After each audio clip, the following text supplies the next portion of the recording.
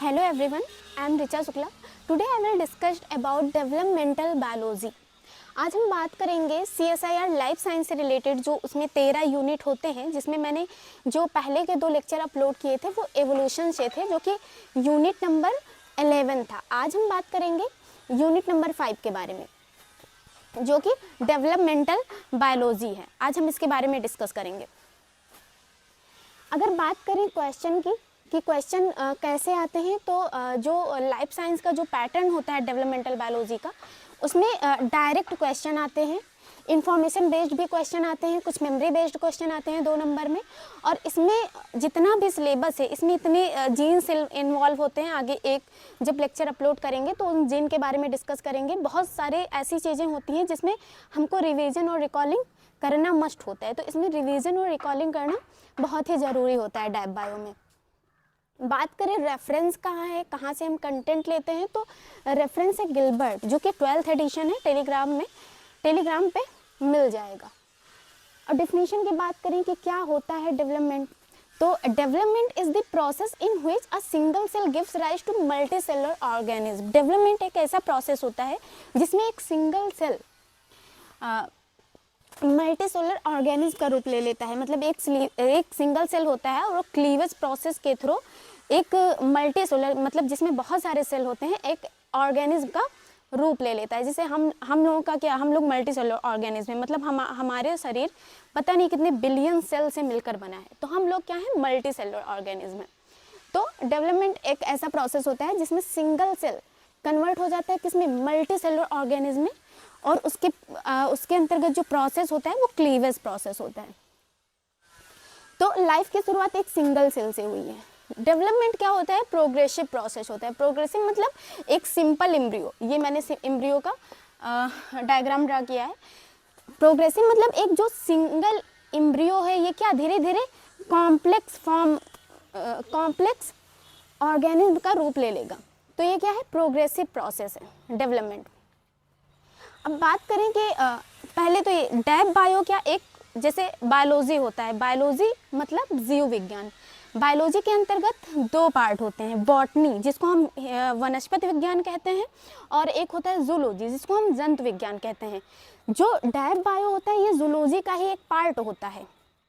जैसे एक होता है पूरा जो होता है बायोलॉजी, इसके अंतर्गत 2 पार्ट होते हैं, पहला बॉटनी जिसको हम वनस्पति विज्ञान बोलते हैं, और दूसरा जूलॉजी जंतु विज्ञान। तो जो डेव बायो है ये जूलॉजी का पार्ट है। ये एक डेव बायो जूलॉजी का ही ब्रांच है। जूलॉजी क्या होता है, इसमें जो एनिमल्स होते हैं उनके एनाटॉमिकल स्ट्रक्चर के बारे में डिस्कस करते हैं। ये क्या होता है, डिटेल्ड वर्जन होता है। जूलॉजी डिटेल्ड वर्जन है जिसमें हम कोई भी एनिमल्स होता है तो उसके एनाटॉमी के बारे में डिस्कस करते हैं। लेकिन डेव बायो में हम ऐसा नहीं करते हैं। डेव बायो में मेनली जीन्स कौन कौन से इन्वॉल्व हैं, प्रोटीन क्या क्या इन्वॉल्व है, हम इसमें मॉलिकुलर लेवल के बारे में डिस्कस करते हैं। डेव बायो जीन्स के बारे में हम डिस्कस करेंगे कि कौन से जीन अगर ना हो तो कौन से डिफेक्ट आएंगे, ये सब चीज़ें हम डेव बायो के अंतर्गत डिस्कस करते हैं। तो ये क्या है, जूलॉजी का ही एक पार्ट होता है।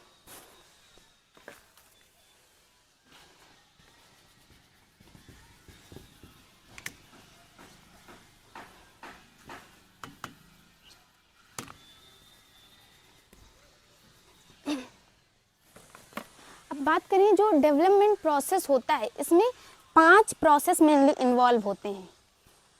कोई भी सेल जब धीरे धीरे क्लीवेज करके एक ऑर्गेनिज्म का रूप लेता है तो उसमें 5 प्रोसेस होते हैं। पहला क्या है, मैंने लिख रखा है ग्रोथ। पहला है ग्रोथ। मान लीजिए एक सेल है,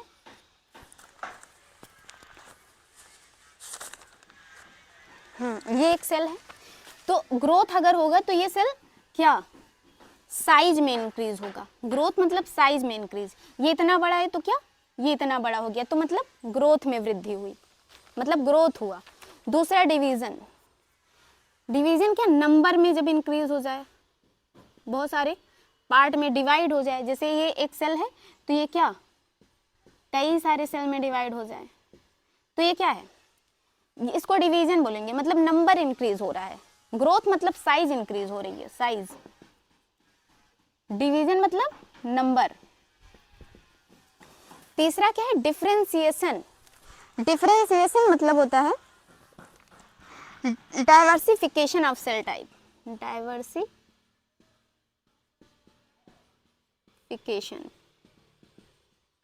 ऑफ सेल टाइप। डाइवर्सिफिकेशन मतलब ये एक सेल है तो ये डिवाइड करके इधर अलग फंक्शन गेन कर लिया, इसमें से जो एक सेल और डिवाइड हुआ ये अलग फंक्शन गेन कर लिया, तो इसको डाइवर्सिफिकेशन कहेंगे। एक होता है पैटर्न फॉर्मेशन, चौथा नंबर होता है पैटर्न फॉर्मेशन। इसका मतलब होता है ऑर्गेनाइजेशन। ऑर्गेनाइजेशन ऑर्गेनाइजेशन मतलब कैसे सेल्स व्यवस्थित होंगे, किस फॉर्म में अरेंजमेंट। मान लीजिए ये कुछ सेल हैं तो ऐसे ऐसे अरेंज हैं, कुछ सेल ऐसे हैं जो कि ऐसे ऐसे अरेंज हैं, उनका पैटर्न कैसा है, तो उसको हम कहेंगे पैटर्न फॉर्मेशन। चौथा और पांचवा क्या है, मार्फोजेनेसिस। मार्फोजेनेसिस स्ट्रक्चर मतलब वो कैसा रूप ले रहा है, वो सर्कुलर फॉर्म में है कि ओवल शेप में है या फिर स्क्वायर फॉर्म में, मतलब वो कुछ भी हो सकता है, उसका स्ट्रक्चर कैसा है, तो वो है मॉर्फोजेनेसिस। तो मेनली डेवलपमेंटल में क्या, और ये जो पांचों प्रोसेस होते हैं ये क्या है, ओवरलैपिंग प्रोसेस है। ओवरलैपिंग प्रोसेस मतलब मान लीजिए ग्रोथ हो रहा है और ग्रोथ ये क्या है, ग्रोथ हो ही रहा है कि डिवीजन भी होने लगा, मतलब जहां पे लेट फेज है, जहां पे लेट फेज ग्रोथ का है वहीं पे क्या है, अर्ली फेज डिवीजन का है। अर्ली फेज डिवीजन का है। मतलब ओवरलैपिंग का प्रोसेस ये कि मतलब ये जो पांचों प्रोसेस है साथ साथ चल सकते हैं। ऐसा नहीं है कि जब ग्रोथ कंप्लीट होगा तो डिवीजन होगा, डिवीजन कंप्लीट होगा तो डिफरेंशिएशन होगा। मतलब अगर ग्रोथ हो रहा है तो ये क्या, उसी में डिवीजन स्टार्ट हो सकता है, उसी में डिफरेंशिएशन, मतलब ये क्या ओवरलैपिंग साथ साथ चलने वाली प्रोसेस है। तो ये तो हुई कि जो 5 प्रोसेस होते हैं वो क्या क्या होते हैं। एक सेल जब कॉम्प्लेक्स ऑर्गेनिज्म का रूप ले लेता है तो 5 प्रोसेस उसमें इन्वॉल्व होते हैं, growth, differentiation, organisation, pattern formation and morphogenesis.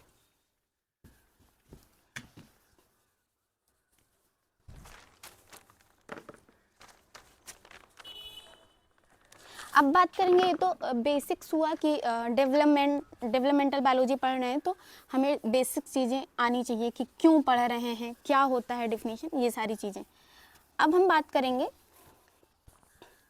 कि स्टेम सेल क्या होता है। स्टेम सेल क्या होता है,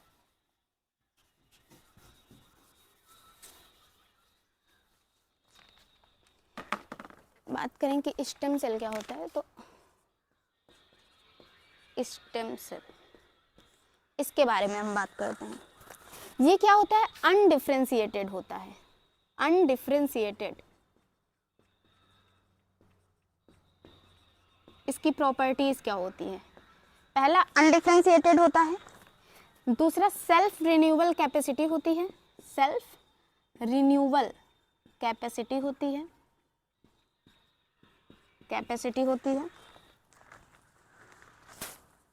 तीसरा रिक्रिएट इटसेल्फ, ये खुद को बनाए रखते हैं। ये कुछ प्रॉपर्टी हैं स्टेम सेल की। दे आर अनडिफरेंशिएटेड सेल, ये क्या होते हैं, अनडिफरेंशिएटेड सेल होते हैं। It means stem cell contain highly division property. Undifferentiated क्या होता है इसको समझते हैं। अनडिफरेंशिएटेड, सपोज दैट ये एक सेल है,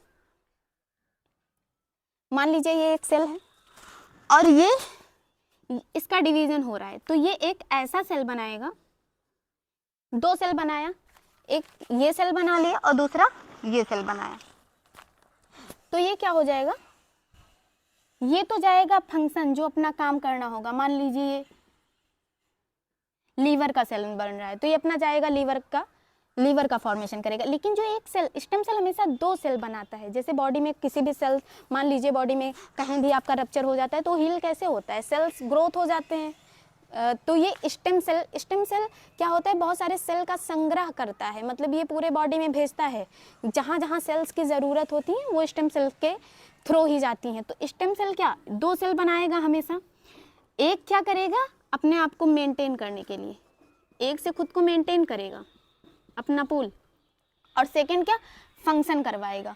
मान लीजिए ये डिवाइड हुआ और ये सीधा जाके फंक्शन गेन करवा रहा है, तो इसके पास तो कुछ बचा ही नहीं, मतलब उसका पूल मेंटेन ही नहीं होगा और धीरे धीरे क्या उसके अस्तित्व खत्म हो जाएगा। तो ये 2 सेल बनाएगा, तो एक तो क्या अपने आप को सेल्फ को मेंटेन करने के लिए रहेगा और एक सेल को भेज देगा बॉडी में जहाँ भी उसकी नीड होगी। तो ये स्टेम सेल की क्या है प्रॉपर्टीज है, मतलब ये अनडिफ्रेंशिएटेड होता है। इसमें डिवाइडिंग प्रॉपर्टीज़ बहुत सारी पाई जाती हैं, मतलब बहुत ज़्यादा डिवाइड करता है, लेकिन ये पूरा डिवाइड नहीं होता है। ये अपने आप को क्या सेल्फ रिन्यूअल कैपेसिटी, मतलब अपने आप को बनाए रखने की कैपेसिटी होती है स्टेम सेल की।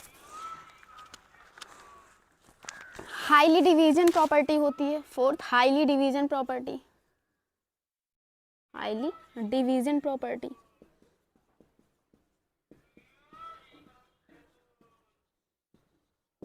तो ये बात समझ में आई कि जो स्टेम सेल होता है ये हाईली डिविजिबल होता है और सेल्फ रिन्यूअल कैपेसिटी होती है, अपना स्टेम पूल है अपना मेंटेन किए रहता है। ये सब इसकी प्रॉपर्टीज़ हैं। अब बात करेंगे इसकी जो प्रॉपर्टीज़ हैं ये ऐसा क्यों कर पाता है, ऐसा कैसे पॉसिबल है। तो उसके लिए एक फैक्टर है, उस फैक्टर के बारे में जानेंगे।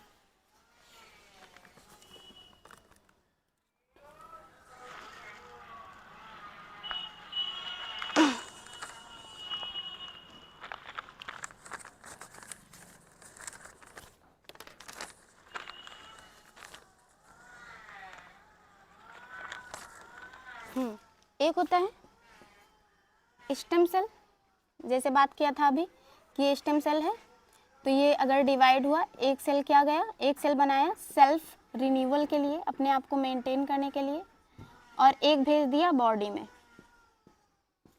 ठीक है, तो इसका क्या नेट चेंज क्या हुआ, स्टेम सेल में नेट चेंज क्या हुआ, जब एक बना रहा है अपने जैसा और एक भेज रहा है, तो मतलब वो तो उसका जो नेट चेंज है वो तो जीरो है, मतलब वो अपने अस्तित्व को क्या बनाए रखता है, पूरी तरीके से खाली नहीं करता है, तो नेट चेंज इसका जीरो हो जाएगा। अब ऐसा क्यों कर पाता है, तो एक फैक्टर होता है पैराक्राइन फैक्टर।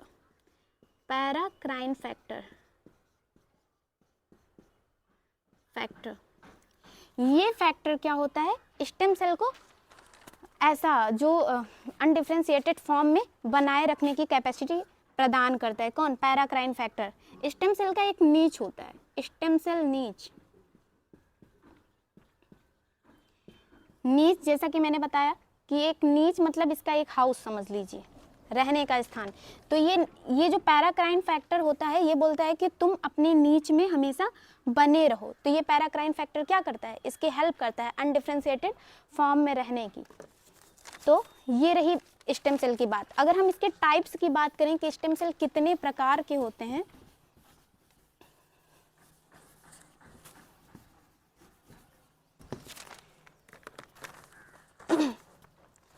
तो पहला होता है,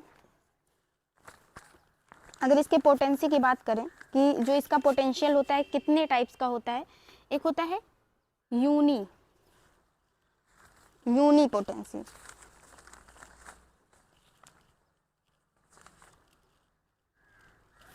यूनिपोटेंसी, दूसरा मल्टीपोटेंसी,